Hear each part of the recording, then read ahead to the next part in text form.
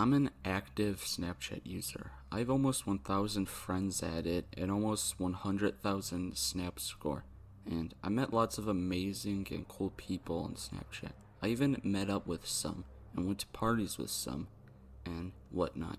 Before I start the story, let me clarify. I'm a 26-year-old male. I live in Florida with my roommate and his girlfriend. I'm also a huge heavy metal fan, but at the time of the story, I was broke and 21 years old, and so was my roommate, and I was sleeping on the sofa of my friend's duplex with 5 other guys and 1 other lady. Anyways, I finally scraped up enough money to go see a punk band that I really liked, and I was gonna go with my friend, and about a week before the concert, I started talking to this guy on Snap. We will call him James. James was an emo 21-year-old boy, kind of like me. At least he told me he was, and also into the same band as me. And once we started talking, we found out we had lots of similar interests. And once I started posting saying I got tickets to that concert, which is in LA, which I was going to fly to, he said he lived in LA and would love to go with me. I didn't think much of it and just said, sure. Okay, now about 2 weeks before the concert, he had been acting super strange, asking me stuff like, I really want to hurt someone right now, and would randomly date other guys for like 2 days, then break up with them, and tell them he hated them. I spoke to some of them, and they said he would start to date them, then not talk to them for like 1 or 2 days, then get mad at them for no reason, then just break up with them. Strange, I thought to myself.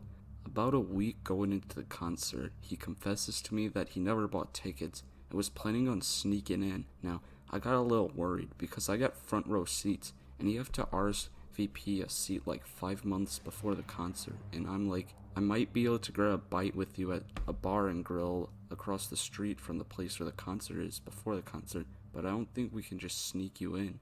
And he gets pissed and blocks me. Okay. So now I'm packing my stuff to go to LA, and this is the day before my flight, and this is also when I moved out of that house with the 7 other people, and it's just me and my roommate, same roommate I have right now, and his girlfriend, who are all going to the concert. That night, I go to bed around 9:30 to wake up early the next day. I see a text from the random number. I never seen this number before, but I got a text from it saying, I will see you at the concert. I'm not stupid. I knew that was James, and I never show him a picture of me, so he won't be able to find me, right? Wrong. I checked into my motel room. I saved up to get 1 room for myself, but a super small one, and a bad crappy motel with cracks all over it, and in the not so good part of LA, and it was about a 2-hour drive to the place that the concert was going to be held at. I'm staying there for a whole week and a half. So, that night is the concert, and I put on a decently nice shirt and leave, and I'm there and having a great time, but then suddenly have the urge to go to the bathroom.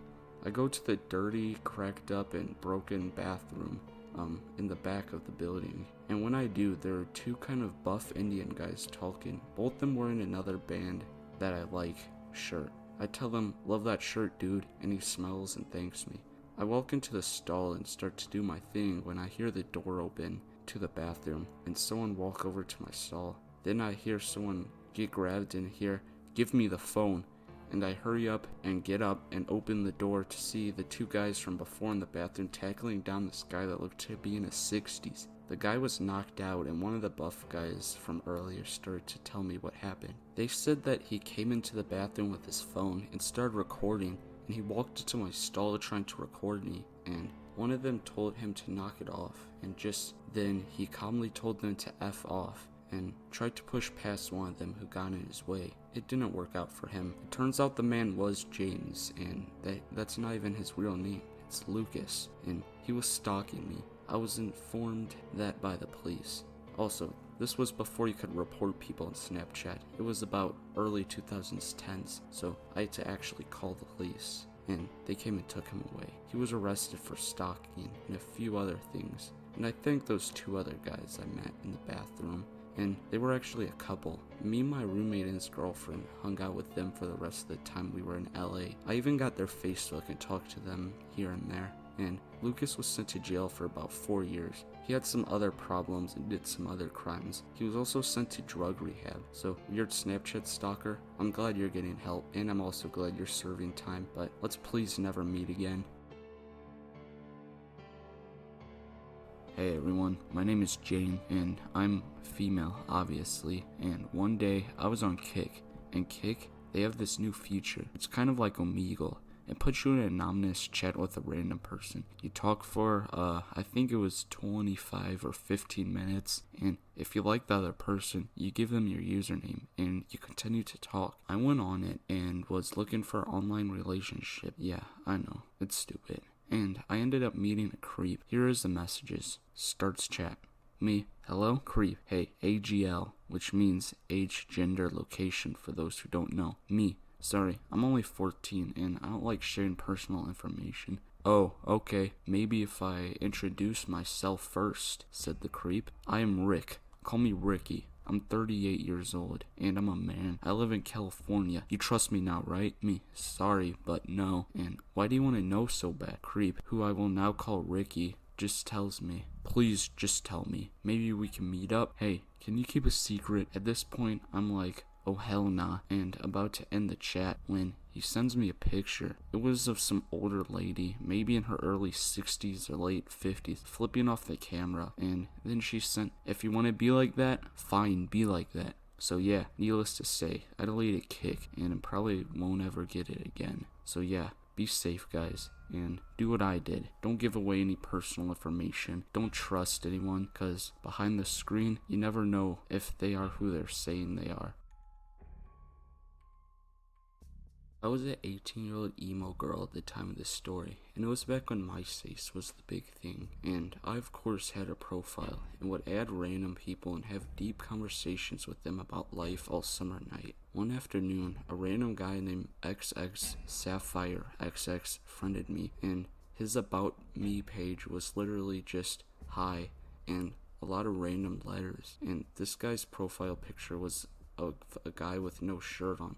Maybe about 20 years old, in a dirty McDonald's bathroom or something, holding a camera to take a selfie in the mirror. He immediately messaged me after I friended him, thanking me for adding him back. This may seem weird to all you youngsters, but it was common for people to thank you for friending them back in the early days of social media. I don't hear from him for about another 2 weeks when he randomly messaged me asking me to go to a party, and he gives me an address, which is only a 35-minute drive away. I decide I will go. I get to a rundown house, kind of in the county. There wasn't another house for maybe half a mile down the road, and I hear random music. It sounded like one of those annoying, loud, no copyright beats playing at max volume. A sign on the front door said to go through the back, and I could see from inside all the lights were dimly lit and kind of flickering on and off. And I go through the back. When I get inside, there's about 4 men looking like they're in their super late 30s, just sitting on old-fashioned leather chairs watching TV, some of them smoking cigarettes, and behind them maybe the first ever iPod